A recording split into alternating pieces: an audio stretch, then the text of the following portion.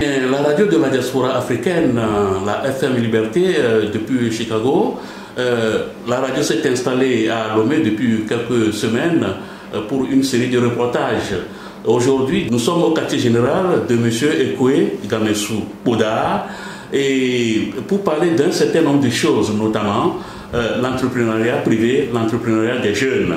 Eh bien, M. Ekwe Boda Gamessou a un regard sur le Togo, un pays qu'il a observé de loin pendant des années, un pays qu'il pratique depuis un certain temps parce qu'il s'est installé à Lomé. Il a un regard, il a une observation, il fait des observations et selon ces observations, le Togo restera là où il est et sa jeunesse n'aura rien à espérer pour son avenir tant qu'il n'y aura pas ici et maintenant l'émergence sur l'échiquier national d'hommes nouveaux, mieux formés aux nouvelles techniques du développement, de l'entrepreneuriat privé, des acteurs nantis, pas seulement de diplômes, mais d'idées novatrices, capables de créer dans le pays une dynamique participative, un nouvel enthousiasme empreint d'espoir. C'est pourquoi, pense cet ancien fonctionnaire du Fonds monétaire international, économiste donc, eh bien, il pense que notre pays, tout pays qui veut compter sur le travail de ses propres enfants pour émerger ne peut pas tolérer que sa classe dirigeante devienne symbole de richesse malpropre, anormale, de privilèges indus et de dépravation morale. Nous sommes avec M. Ekwe Gamessou Boda aujourd'hui. Eh bien, la première question que nous allons lui poser est celle-ci. C'est une observation. La majorité des jeunes sont candidats au départ. M. Ekwe et Gamessou Boda, ils sont candidats au départ pour l'Occident. Quelle lecture faites-vous de ce phénomène? Merci Antoine, merci cher ami. Je voudrais d'abord remercier FM Liberté d'avoir fait ce déplacement depuis Chicago aux États-Unis pour être présent sur le territoire et observer par vous-même les réalités que vivent les Togolais tous les jours.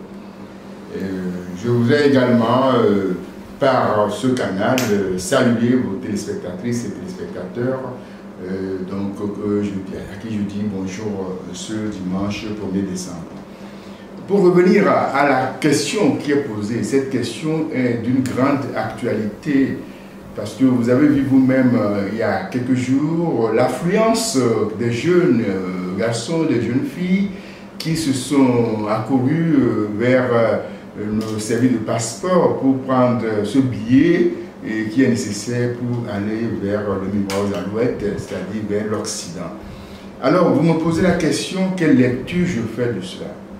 J'en fais deux lectures. D'abord, c'est l'illustration d'un désespoir, d'un manque de visibilité de la part de la jeunesse, parce que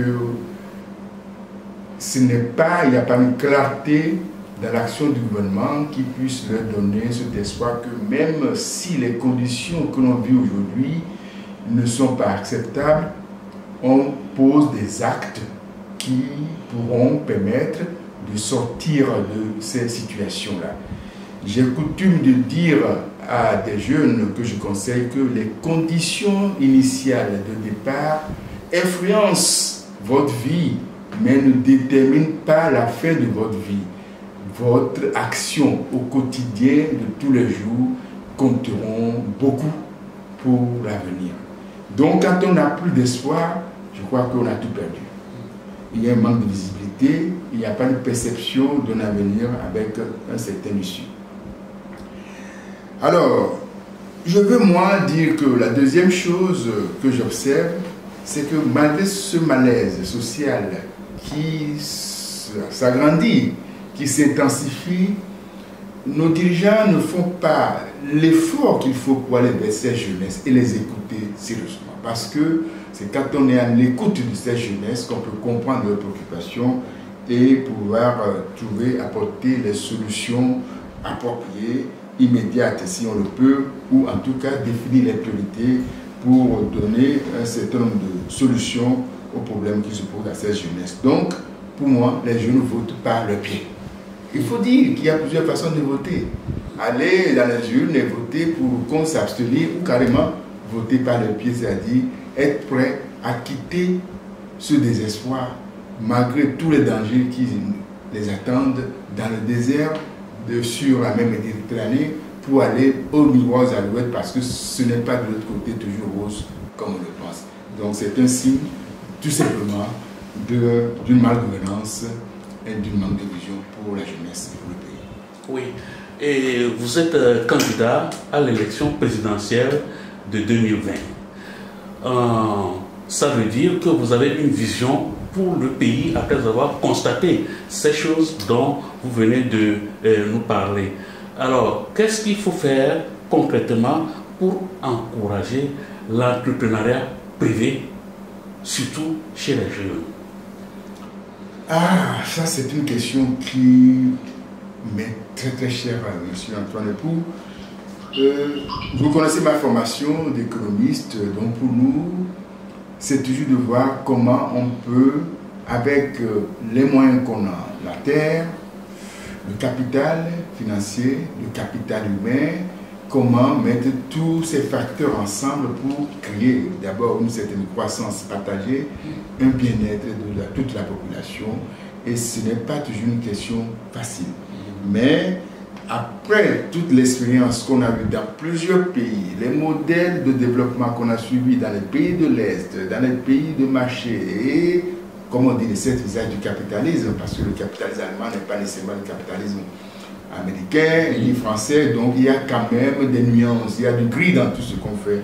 Mais ce qu'il faut d'abord, c'est de définir le choix du modèle économique qu'on veut suivre et mettre l'entrepreneuriat, mettre le secteur privé comme moteur de la croissance et de création d'emplois. C'est d'abord ça, il faut que le concept soit clair. Après ça, si on a déclaré et on est convaincu que c'est le modèle de croissance basé sur le secteur privé, il faut maintenant développer un certain nombre de fonctionnalités, d'opérationnalités pour que ce soit le cas. D'abord, nous avons l'environnement global des affaires. Cet environnement doit être propice, doit être un environnement qui est lisible, doit être un environnement clair et appliqué d'une manière équitable à tous les entrepreneurs, que ce soit nationaux ou internationaux. Il y a également ce que je peux appeler, si on était là, développer des centres d'incubation. Aujourd'hui, les jeunes ont des idées. La jeunesse a beaucoup d'imagination, mais l'école, en tout cas tel que ça existe aujourd'hui, ne les apprend pas beaucoup au métier de l'entrepreneuriat. C'est un métier. Il faut savoir comment on a une idée, un rêve, comment on développe ce rêve, là on le met en application et comment le suivre et les pas au quotidien, parce que ça c'est très important. Chaque pas que nous posons doit nous amener vers le résultat que nous souhaitons. Donc il faut également former, suivre et encourager, recycler. Le monde bouge à une grande vitesse. Oui. On ne peut pas rester toujours sur nos acquis du passé et pouvoir construire. Donc également la question de la fiscalité qui encourage la création d'emplois. Je me dis qu'il doit y avoir un contrat entre l'État sur la fiscalité et l'emploi. Encourager les jeunes entrepreneurs à entreprendre, à créer de l'emploi et en même temps avoir une fiscalité qui permet d'alléger les charges à un certain moment, surtout au moment de création, de croissance de l'entreprise, où l'entreprise a besoin de ses ressources pour pouvoir se développer. Et je crois que ça aussi, c'est quelque chose qui doit être fait clair, analysé et voir quel est l'équilibre qu'on puisse avoir entre les recettes de l'État, bien sûr, mais la création de l'emploi et comment aussi encourager l'entrepreneuriat. Il y a plusieurs éléments. Je peux dire le coût des facteurs. Quand on est entrepreneur, on est confronté à plusieurs choses. La main-d'œuvre, qui au Togo n'est pas très élevée et sur lequel nous devons travailler, il faut un pouvoir d'achat conséquent pour que même une entreprise qui met ses produits en vente puisse trouver quand même des acheteurs crédibles. Donc nous allons travailler, en tout cas c'est l'une de nos premières mesures à prendre quand nous prenons ce pays-là. La gestion de ce pays, c'est de relever le niveau, le pouvoir d'achat des Togolais. Alors, je venais au coût des facteurs. Combien coûte l'électricité? le kilowattheure au Togo, est-ce que ça permet d'être compétitifs? L'Internet, qui est un gros problème, qui est un outil de travail aujourd'hui, ne marche pas à tout moment. Je viens juste de sortir d'un distributeur, j'en ai fait 4 ou 5 pour pouvoir tirer juste quelques sous pour la journée. Donc tout ça ne fonctionne pas. C'est un coût qui obère l'activité de l'entrepreneur. Et effectivement, il y a la téléphonie. Combien coûte le téléphone ici par rapport même au une analyse comparative de nos coûts par rapport au Ghana, à côté, par rapport au Bénin, tout ça peut nous savoir si on est dans la bonne marge ou pas, ou s'il y a un effort à faire. Et il y a un effort à faire parce que la gestion de nos entreprises publiques ne marche pas bien, que les coûts deviennent trop obérants. Voilà. Donc, comme je l'ai dit, il y a beaucoup de choses à faire et il ajoute à la fin, puisqu'il s'agit d'encourager le système financier. Comment encourager le système bancaire à accompagner non pas seulement les grandes entreprises d'import-export, mais également les entreprises individuelles, les petites et moyennes entreprises, les artisans, les femmes qui veulent entreprendre. Donc il y a tout un ensemble, une panoplie de mesures à mettre en œuvre pour que l'entrepreneuriat devienne viable au Togo et constitue, comme je l'ai dit, le moteur de la croissance économique. Oui, j'allais vous demander comment est-ce que qu'est-ce que l'État doit faire pour encourager l'entrepreneuriat privé chez les jeunes, mais vous avez suffisamment développé cela. Je m'en vais à la question suivante. Des jeunes entrepreneurs que nous avons pu visiter. On a visité Toscanil, il est dans les meubles. On a visité l'Indépendant Express, et c'est un journal. Et on a visité aussi un groupe de jeunes qui font la physique et chimie. Ils se sont installés après leurs études pour former un laboratoire. Ils travaillent pour les entreprises, ils travaillent pour l'État, etc. Ces jeunes-là, on les a visités et nous avons vu des choses vraiment fabuleuses. Monsieur Godard, je l'ai dit, vous êtes candidat à l'élection présidentielle de 2020. Quel serait le discours ou la plaidoirie du futur homme d'État auprès des institutions financières en faveur des entrepreneurs, surtout les jeunes? Merci Antoine pour cette question. Je voudrais tout d'abord saluer le courage de ces jeunes entrepreneurs. Je crois que c'est eux qui sont d'une manière en train de construire cette nation. La nation, toute nation a besoin d'entrepreneurs, des gens qui mettent sur le marché de nouveaux produits, des produits adaptés à notre mode de vie, des produits qui aussi montrent un peu le futur. Parce qu'aujourd'hui, on a entre nos mains, vous voyez, je vous vois en train, avec iPad ou bien une Android qui fonctionne très bien et dont les fonctionnalités continuent toujours d'être développées. Donc, j'encourage beaucoup et je salue ces jeunes-là. Alors, pour la question, il y a deux niveaux. D'abord, le niveau doit dépasser simplement le discours. Le discours, pour moi, c'est clair. Je l'ai dit à mon inauguration, je suis un économiste et avec une option de libéralisme à usage humain. On me dit toujours que ça veut dire. Le libéralisme, c'est-à-dire que c'est l'économie du marché. Ouais. On laisse le génie des gens se développer, on laisse le génie des agences économiques se permettre de créer, d'innover. Mais pourquoi l'usage humain? Nous pensons dans le libéralisme que quand la marée montante arrive, normalement tous les bateaux doivent se lever. Mais parfois, pour des raisons qu'on n'a toujours pas maîtrisées, il y a des bateaux qui restent au quai, qui n'allaient pas lever. Donc, ces bateaux-là, nous devons avoir une attention particulière. C'est là où nous développons ce que nous appelons les filets sociaux. C'est-à-dire aller vers ces, on ne peut pas dire, ceux qui n'ont pas pu rentrer dans cette compétition libérale pour des milliers de raisons que je ne vais pas développer, mais aller maintenant faire ensemble que aussi ils ont le minimum pour vivre. C'est important même pour la société dans son équilibre. Quand il y a des riches, un îlot de prospérité quelque part, et qu'il y a trop de pauvres à l'époque, même l'harmonie de la société en tant que telle n'est même pas garantie. Donc il faudrait toujours penser que si vous n'avez pas, vous avez que des pauvres qui vous entourent, vous êtes vous-même en menace. Il faut faire en sorte que tout le monde ait le minimum vital. Donc voilà.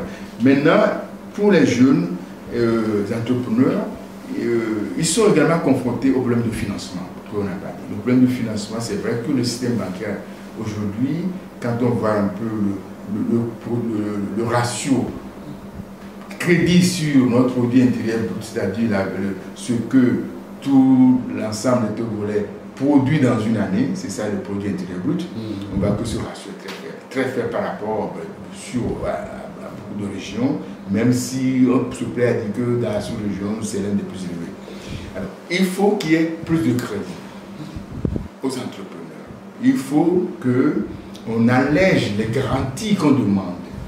Parce que des fois, les jeunes n'ont pas de titre foncier et il leur faut des cautions morales qu'ils n'arrivent toujours pas à fournir au système bancaire. Donc, essayons d'avoir de l'imagination, de tenir compte de l'intérêt, c'est-à-dire de la profitabilité de la banque, parce que c'est quand même l'argent des autres, oui. Mais également de tenir compte que si on veut aller dans le moyen et long terme, on a besoin des entrepreneurs viables. Donc il faut les accompagner à leur naissance pour qu'ils puissent croître et devenir également le pilier des banques. Une entreprise qui marche paie ses crédits et également se renforce. Donc, mais les banques voient trop rapidement le court terme, c'est-à-dire le profit tout de suite. Alors, l'État doit voir quels sont les moyens, les méthodes pour mutualiser ces risques-là et faire en sorte qu'on puisse offrir des crédits aux jeunes et également à certains secteurs qui sont complètement délaissés, comme l'agriculture, l'élevage, qui ne bénéficient pas de crédits conséquents au développement de leurs affaires. Alors, existe-t-il des sources de financement à l'étranger, c'est-à-dire en externe, pour les jeunes Togolais? Est-ce qu'il y a des institutions auxquelles les Togolais, les jeunes peuvent recourir pour se développer? Ou bien doivent-ils se consacrer tout simplement à ce qui existe en interne?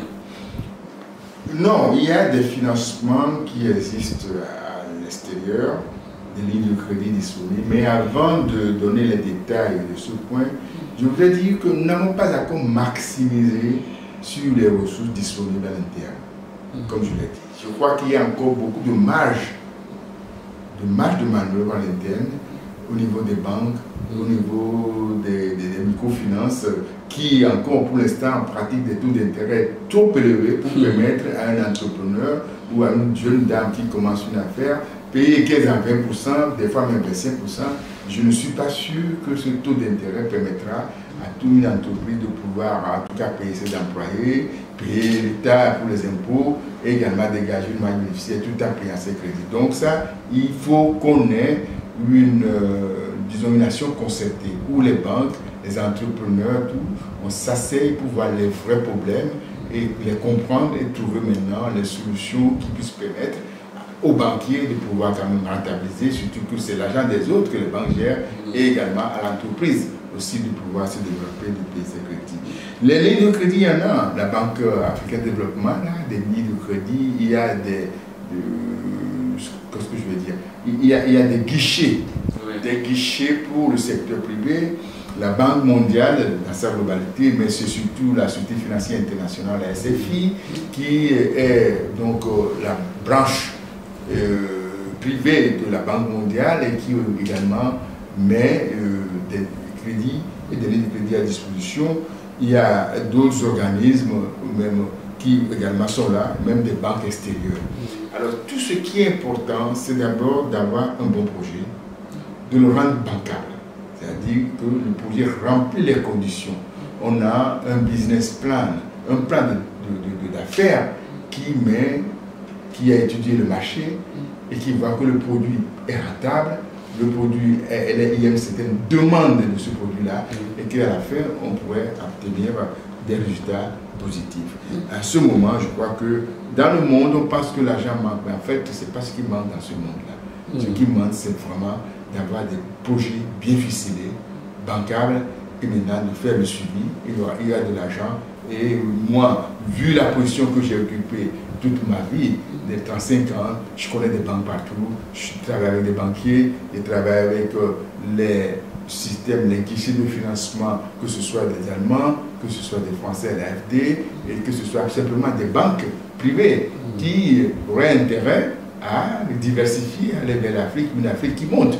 Parce que n'oubliez pas, l'Afrique c'est bientôt 1,5 milliard, 1,2 milliard plus d'habitants, qui constitue une demande énorme. Si on voit qu'il y a un secteur privé qui prend de l'essor, ou qui a une classe, comment on l'appelle, une classe pas moderne, middle class, une classe moyenne, voilà, une classe moyenne qui se développe. Donc il y a des ressources pour pouvoir acheter. En ce moment, je crois que bon, l'Afrique sera la destination prisée. D'ailleurs, aujourd'hui, on dit que c'est la nouvelle frontière. Aujourd'hui, il est plus facile de rentabiliser son argent dans des vraies affaires. Je ne veux pas des mafieux qui viennent d'Afrique, mais des gens qui veulent vraiment venir rester en Afrique et créer sur le long terme des emplois et des activités, et également rentabiliser l'activité. L'Afrique est la nouvelle frontière. Oui, une question intermédiaire. Ça fait longtemps que l'on entend parler de la venue au Togo d'investisseurs étrangers. Ce concept est entendu depuis des dizaines d'années. Est-ce que vous pensez vraiment que les investisseurs étrangers les plus sérieux arrivent vraiment au Togo? Je ne pense pas. Des fois, quand je vois le tissu économique togolais, je me dis, où sont les entreprises? J'ai vu quelques banques, télécom, qu'on vient de vendre d'ailleurs encore, et puis je ne vois pas tellement d'autres choses. Donc, quand on parle d'investisseurs privés, je veux bien quand même qu'on me montre exactement. Il faut qu'on ait des statistiques fiables sur ce qui vient, ce qui part, bon, quelle est la lunette de ça. Je ne suis pas sûr. Quand j'ai lu notre balance de paiement et que je vois un peu l'apport extérieur d'investissement, ce que nous appelons les investisseurs privés étrangers, je ne suis pas sûr que les chiffres indiquent en tout cas tout le tapage qui se fait autour. Alors pour que des vrais investisseurs étrangers arrivent dans un pays, il y a des conditions. Oui. D'abord, au niveau infrastructurel, il faut qu'il y ait quand même des infrastructures de base. Il faut également, et c'est là le lien, que quelqu'un qui quitte l'Occident ou la Chine qui vient s'installer peut se dire, s'il m'arrive quelque chose, je peux me soigner. Oui. La santé n'est pas en danger. Donc il vous faut des hôpitaux. Si j'amène ma famille, il faut qu'il y ait une éducation qui permet à mes enfants de pouvoir être compétitifs au retour dans leur pays. L'école. L'école. Vous avez tout compris. Ça, c'est le basic qu'on a négligé. Et comme je l'ai dit dans mon discours, dans ma vision, le capital humain, c'est très important. Manger correctement pour être en bonne santé, parce que ce sont des actifs, il faut qu'ils soient productifs et en bonne santé, sinon l'absentéisme est là tous les jours. S'ils sont malades, ils demandent à partir, à aller se soigner, et ça fait quand même que ça pèse sur l'entreprise. Donc être sain, être bien éduqué. Éduquer, ce n'est pas seulement parler français et anglais, mais l'éducation moderne du 21e siècle qui permet de pouvoir être imaginatif, de s'adapter, d'être flexible, et surtout d'apprendre ce qu'on appelle le développement personnel. Si vous sortez de l'école et pendant 10 ans vous ne lisez aucun bouquin, vous ne représentez que le passé. Donc il faut tout le temps avoir cette capacité de se remettre en cause et de pouvoir soi-même lire, éduquer. Aujourd'hui, il faut Google tout ce que vous voulez, vous avez toutes les réponses.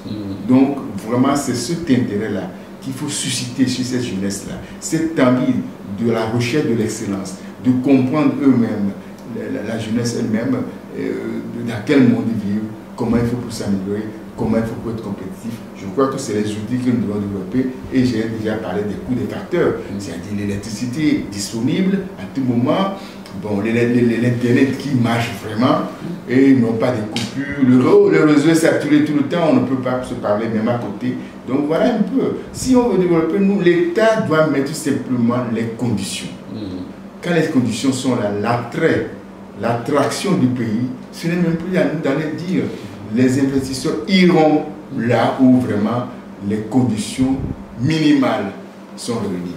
Et je viens d'en citer certaines de ces conditions. Oui, je vais rebondir sur l'éducation. Vous en avez parlé brièvement tout à l'heure.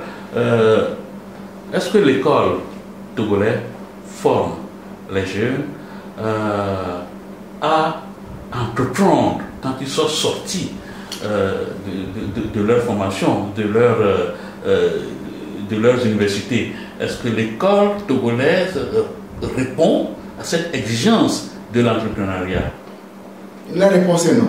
La réponse est non. Bien sûr que ce n'est pas qu'une question de l'État togolais. Même ailleurs, aujourd'hui, on voit qu'il faut une certaine adaptation du curriculum de l'école. On peut vous allez apprendre l'anglais, l'espagnol, le droit et tout, mais ça ne vous donne pas la capacité d'entreprendre. Je crois que à la fin, si moi président, je pense qu'à la fin de quand les gens ont une maîtrise, il faut les former en 3 mois à des formations pointues. Si tout le monde ne peut pas être fonctionnaire, de toute façon la fonction publique ne peut plus absorber.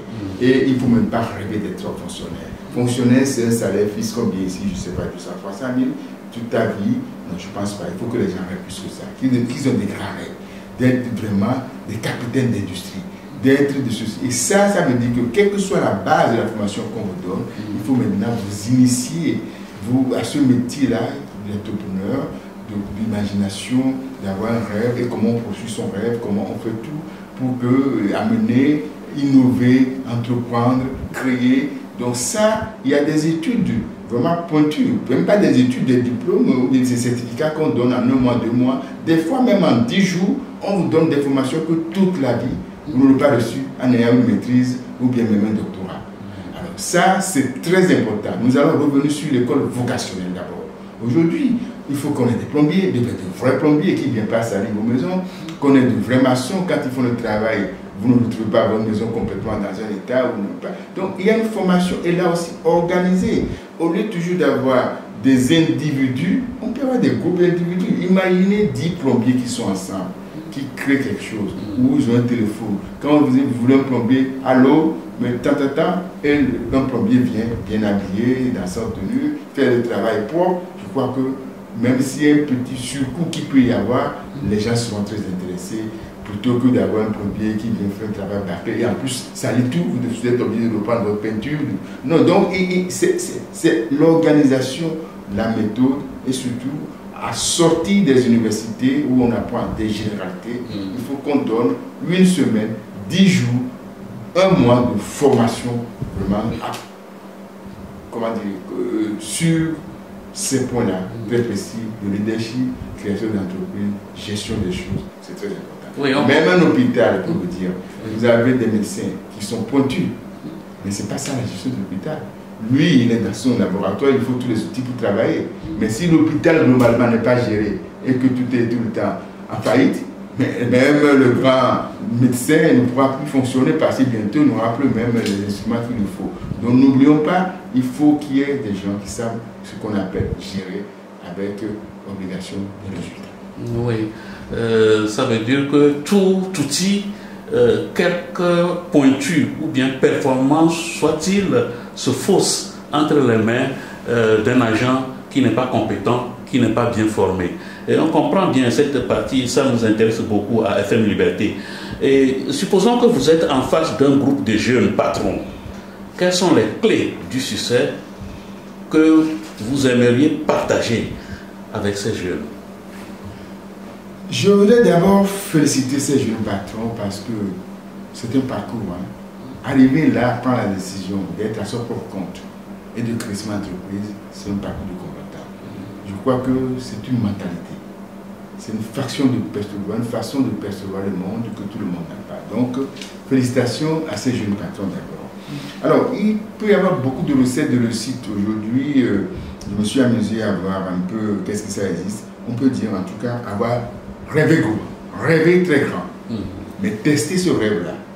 Parce que si moi aujourd'hui je dis je veux être le plus grand basketteur de NBA, vous savez que j'ai un rêve, mais ce rêve n'est pas testable. Donc il faut avoir un grand rêve, mais quand même s'assurer que le rêve est testable, il est réel. Il faut se mettre au travail et avoir la passion. Je crois que quand on a la passion de ce qu'on fait, qu'on recherche l'excellence et qu'on n'a pas peur d'apprendre de ses erreurs, de ses échecs. Il y a un livre que je vais les recommander, Les vertus de l'échec. Quand je serai devant ces jeunes filles, allez chercher le livre, Les vertus de l'échec. Vous verrez que vraiment, l'échec Ça dépend de comment tu l'interprètes. C'est toujours une manière, c'est un stepping stone. C'est quelque chose pour toi à monter pour gravir encore l'échelon suivant. Il y a bien sûr la persévérance. Le monde est dirigé par les 1 ou 2% de personnes qui n'abandonnent jamais, qui croient, qui tombent, qui se relèvent et qui continuent. Donc je dirais qu'il y a bien sûr le rêve, la persévérance, la discipline personnelle, la rigueur, la passion du travail, la recherche de l'excellence. Il y a un autre livre que je vais le recommander, qui est de Napoléon Hill, Think and Grow Rich, qui, on peut traduire en français, réfléchissez, devenez riche. Mais en tout cas, il faut aller lire ce livre. Ce n'est pas riche seulement matériellement, parce que tout est dans le mental d'abord. Et ceux qui sont arrivés là, c'est parce qu'ils ont un mental bien discipliné, bien formé. Alors, en dernier, pour résumer, j'ai fait une petite recherche et on m'a donné 3 leçons dans cette histoire. D'abord, savoir construire une représentation de ce qu'on veut réellement. C'est la première des choses. Dans la Bible, on dit la parole, et la parole c'est péché. Mais ici, c'est le mental. Est-ce que tu sais ce que tu veux? D'abord. Si tu ne sais pas, donc il y a un gros problème. Donc d'abord se dit, quels sont les potentiels que le Créateur m'a donné? Qu'est-ce que je peux faire que personne ne peut faire? Mais surtout, je ne peux être à votre place. Vous avez un don particulier que vous développez pour être là où vous êtes. Il y en a d'autres. Donc chacun doit trouver d'abord la représentation réelle de ce qu'il veut faire dans la vie. Ça, c'est la première chose. What's your dream? 2, se mettre au travail pour obtenir ce qu'on veut. Cette étape aussi est importante parce qu'il ne suffit pas de rêver. C'est dans l'action. Dream big, mais take action. Tu dois prendre des actions. Et l'action, ce n'est pas de faire de gros efforts à un moment donné, mais c'est de faire des actions quotidiennes qui t'amènent des power of compound effect, comme on dit, l'effet composé de petites actions, mais discipline. Si vous voulez tous les matins vous lever pour lire 1 heure de lecture qui vous développe, qui vous donne un peu, vous rend courage à vous-même, confiance à vous-même, il faut le faire tous les matins. En 360 jours, vous serez transformé, vous serez une autre personne. Donc je leur dirais, vous mettre au travail pour obtenir la représentation réelle que vous avez voulu. Et troisièmement, savoir vivre cela. Quand on a, ça devient une attitude. Attitude. Et l'attitude va vous amener à l'altitude. Parce que une fois que vous développez l'attitude, je dis même 15 minutes de méditation tous les jours, vous vous levez. Ok, nouvelle journée. Qu'est-ce que je veux faire qui m'amène vers la direction? Quelles sont les choses que je fais aujourd'hui qui m'empêchent d'être là où je fais? Vous les éliminer et vous verrez que votre vie va complètement changer. Parce qu'on a souvent l'impression que ça doit être un miracle. On va faire des choses extraordinaires. Non, c'est vraiment les petites actions de tous les jours. 30 minutes de méditation, 30 minutes de lecture positive tous les matins qui vous encouragent, qui vous redonnent foi malgré l'environnement qui peut ne pas être celui que vous voulez à ce moment-là. Mais ayez toujours l'œil sur votre but et vous y arriverez. Nous avons beaucoup d'enseignements à travers cette interview avec le candidat à la présidentielle de 2020, M. Ekwe Gamessou Koda. Eh bien, jeunesse togolaise, M. Gamessou Koda vous recommande au moins 2 livres à lire, Think and Succeed, c'est-à-dire réfléchir et réussir. Et le second livre, c'est les leçons de l'échec, c'est-à-dire on peut apprendre beaucoup de choses à partir de ses propres échecs. Alors, il faut toujours rester dans ses rêves, il faut se représenter soi-même et il faut travailler et il faut développer, faire en sorte que le rêve devienne une réalité. C'est des enseignements très forts que nous avons ce matin à travers cette interview. Et alors, la dernière chose, notre jeunesse est déboussolée, M. Koda. Lorsque vous traversez les quartiers de nos villes, lorsque vous traversez les campagnes, nos villages, notre jeunesse est déboussolée. elle est perdue. Votre message à l'endroit de cette jeunesse togolaise? Monsieur Antoine Epou, ça me rappelle un tout petit peu ma propre jeunesse. On n'était pas déboussolés, mais les conditions étaient plus difficiles. Je dirais d'abord à l'attention de notre jeunesse de ne pas se décourager. Et je l'ai dit au départ aussi que les conditions initiales de votre vie ont une influence sur votre parcours, mais ne déterminent pas la fin. Et quand je vais dans les cours de leadership, la première des choses qu'on nous apprend, c'est faites votre communication à partir de votre propre exemple. Parce que ça donne tout de suite, d'abord, vous avez plus d'autorité. Vous ne parlez pas de l'expérience de votre expérience. Alors je vais dire mon expérience. Monsieur Pou, je suis né, je suis 11e enfant de 18. Nous avons été à l'école sans chaussures. Nous faisons 5 km à pied pour aller de Glidi à Zébévi pour aller à l'école. Et nous rentrons à pied. Des fois, le dimanche te laisse même en chemin. Tu le ramasses et tu marches à pied tout nu. Mais ça n'a pas empêché d'être là aujourd'hui, où j'ai pu faire mon parcours, être le premier chef de mission togolais au Fonds monétaire international, parcourir la Banque centrale, sortie major de ma promotion pour la Banque centrale, tout le Togo. Pourquoi? L'éducation d'abord. Se faire confiance en soi-même. Se dire que Dieu nous a donné l'imagination, puisqu'on est création d'image. Dieu nous a donné une cervelle qu'il faut utiliser. Je crois que je peux dire sans tomber dans des discours un peu réducteurs, mais que nous travaillons beaucoup en Afrique, physiquement beaucoup, mais il reste qu'on travaille encore beaucoup plus au niveau mental. Au niveau d'être là, de concevoir, de réfléchir et de vouloir. Pas seulement un travail physique. Si quand je vois quelqu'un au champ qui le fait du labeur au soleil tous les jours, pendant tout, et chaque fois, pendant 25 ans, 30 ans, il y a quelque chose qui est un problème. Le problème, c'est parce qu'on n'a pas changé, à innover, à trouver un nouveau paradigme. Et ça, c'est ce à quoi nous voulons éduquer ces jeunesses. En tout cas, pas de découragement. Rêver grand, avoir foi en soi et au Créateur, et surtout vouloir sortir de sa zone de confort. Ne pas penser que si on fait les mêmes choses de la même façon, pour devenir une autre personne, tu dois abandonner un peu de celui qui tu étais. Et je crois que c'est individuellement comme au niveau de la nation. Là où nous sommes aujourd'hui, tout simplement la peur du changement, la peur de pouvoir laisser ce qu'on est un peu, on est comme on est, à ce niveau, on l'a théorie Boudjo, et que ça doit, c'est quand même un équilibre qu'il faut trouver. Il ne faut pas, je tue à la tradition, je tire à la tradition, mais cette tradition qui nous ancre doit nous permettre de nous éclore, de nous développer vers le haut. On ne doit pas seulement être en bas là, s'enraciner de la tradition, mais s'appuyer sur soi pour s'élever. On n'arrive pas à le faire. Donc, je reviens toujours au message: rêve, vision, travail, passion, recherche de l'excellence, persévérance, et surtout, alors là, lire, se développer, chercher aujourd'hui, même si on ne peut pas acheter les livres parce qu'on n'a pas les moyens, et ce qui était le cas à notre époque, mais heureusement, on avait des bibliothèques, des centres culturels français, nous on dort là-bas.